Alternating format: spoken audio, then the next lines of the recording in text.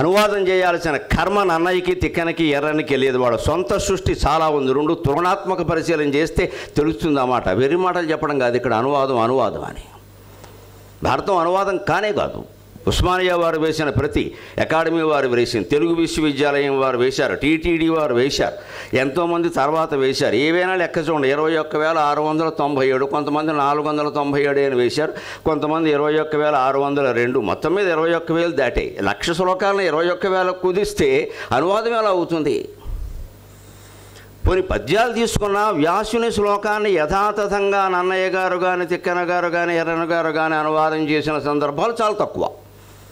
అంతా వీడు సొంత ఊహే, కేవలం ప్రేరణ స్ఫూర్తి మాత్రమే వ్యాసుడు. అంచేత సంస్కృతానికి ఒక్క వ్యాసుడు ఉండొచ్చు. మన అదృష్టం కొద్దీ తెలుగులో నన్నయ్య, తిక్కన, ఎర్రన అనే 3 వ్యాసులు ఉన్నారు. మనకి 3 వ్యాసులు ఉన్నారు. ఇది అనువాదం కాదు. ఇదంతా వ్యాస భారతంలో లేదు. వ్యాసుడు ఏం చెప్పాడు అంటే, యదిహాస్తి తదన్యత్ర ఎన్నేహాస్తి న తత్వచితు ధర్మే చార్థే చ కామే చ మోక్షే చ భరతర్షభ యదిహాస్తి తదన్యత్ర ఎన్నేహాస్తి న తత్వచితు అన్నాడు.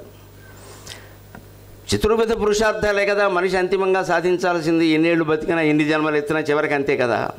ధర్మం, అర్థం, కామం, మోక్షం, ఈ 4 సాధించాలంటే దానికోసమే భారతం కదా వ్యాసుడు రచించింది. ఆ మాట చెప్పాడు ఆయన. ధర్మేచ, అర్థేచ, కామేచ, మోక్షేచ భరతర్షభ అన్నాడు.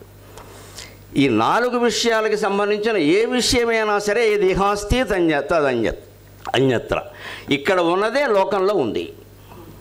ఎన్నేహాస్తి, ఏది భారతంలో లేదో అది లోకంలో కూడా లేదన్నాడు. నతత్కొచిత్. ఇంత మాత్రమే చెప్పిన దానికి నన్నయ్య గారు చేసినటువంటి మీరు అనువాదం ఎలా అంటారో నాకు అర్థం కాదు. రాసిన పద్యం ఇది.